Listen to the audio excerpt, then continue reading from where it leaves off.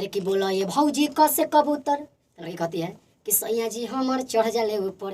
अरे अब तू बोला खस खरगोश, सैया के हमारा जागे जोश। गसे तू बोला गमला, सैया जी करे हमला।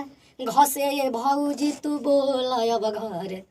कि लागे सैया से डर, लागे सैया से डर, लागे सैया से डर, लागे सैया से डर। नमस्ते, प्रणाम। कैसन बानी आप सब? उम्मीद करता नहीं कि आप सब बहुत अच्छा होखे और संजय सर ऑफिशियल में आप सबके स्वागत बा। हर बार की तरह इस बार भी एगो छोटा सा वीडियो लेके आयल बानी। उम्मीद बा कि आप सब ये वीडियो के लास्ट तक देखम।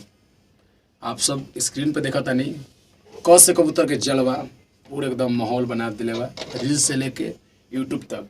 तो हई देखी 1 लाख, 3.5 लाख, 4 लाख, 4.5 लाख, 7.5 लाख और भी कई चैनल पे अच्छा रिस्पांस बा कि क से कबूतर गाना एकदम ट्रेंडिंग आप सबके दिखावे चाहता नहीं हम। हई देखी इंस्टा पे, हई देखी आप सब इंस्टा पे गाना भैया ट्रेंड करता। बहुत खुशी मिलता आप सबके प्यार आशीर्वाद से। और हई देखी ट्रेंडिंग में रील्स, देखी रील्स एकदम मिलियन में चलता। बस आप सबके यही प्यार आशीर्वाद के जरूरी रहे भाई के खातिर। हम इतना मेहनत करेला और आप सबके जब प्यार आशीर्वाद भरपूर मिलेला तो दिल एकदम गदगद हो जाला भाई। तो आप सब खूब प्यार आशीर्वाद देता। नहीं क से कबूतर गाना के फेसबुक रील्स से लेकर इंस्टा पे और यूट्यूब पे एकदम गर्दा छा गया है। गाना हिट हो चुका है और हिट आप सब और इसको बड़ा कीजिए, एकदम तहलका मचाता। और आइए एक लाइन आप सबको सुना होता नहीं।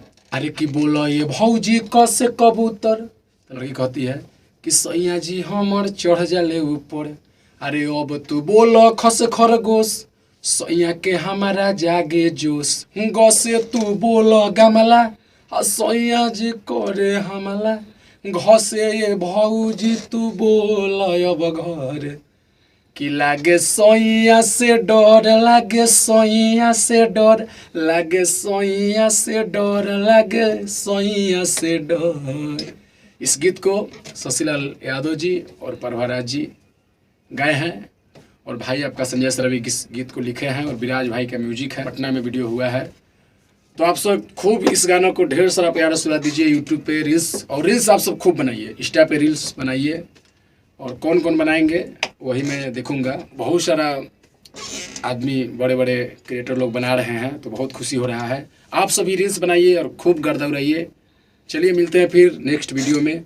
और मेरे चैनल पे नए हैं तो इस चैनल को सब्सक्राइब कर दीजिएगा, लाइक कर दीजिएगा, कमेंट कर दीजिएगा और कमेंट जरूर कीजिएगा ताकि कमेंट में पढ़ता हूँ। और क से कबूतर गाना आप सबको कैसा लागल जरूर बताइए। धन्यवाद।